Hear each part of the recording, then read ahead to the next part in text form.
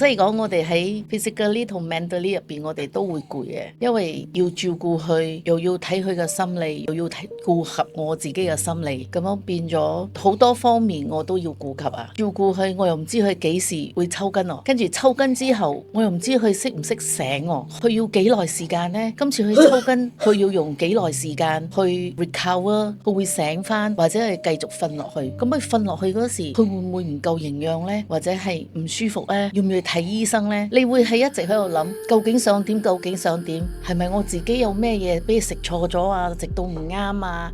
或者天氣啊？或者係佢嗰個地方環境唔好啊？之前都會怪自己，或者係怪劇蚊。你打去邊度？做咩翻嚟咁虛啊？跟住因為太過在意啊，跟住又睇到佢好似越在意，佢就越辛苦，不如自己放低先。咁我去慢慢，佢每一次抽筋少咗、短咗，或者係甚至乎3-4個星期，慢慢覺得佢自己 handle 得到，我哋都唔需要咁 stress 咗，反而我哋越唔 stress，去做越舒服，所以係一種 connection，佢會 absorb 我嘅唔好嘅情緒，導致佢會唔舒服。當我情緒自己減壓開，自己舒服咗，冇咁大壓力喺我自己嘅身上做反射到，佢都係咁樣，所以變咗依家我哋就係好 relax。抽筋啊，好似正話睇到你抽筋，OK 嗎？可以嗎？得未？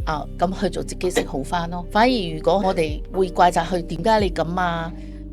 你點解成日都係你抽筋？你知唔知你抽筋我好攰啊？咩咁咯？反而佢仲辛苦，佢做覺得佢自己冇用，佢又失咗個信心喺度。咁我依家佢反而去係行出街，我同你講，你唔使驚嘅，你係一個普通人，我哋唔需要人哋可憐我哋，我哋係光明正大行出嚟嘅。咁我去做唔會頭耷耷，所有嘢都係我哋父母係點樣去灌輸佢。當我哋係俾人哋睇到好可憐嘅，佢同樣會睇可憐我個細路。咁樣變咗所有嘢都係反映我自己身上。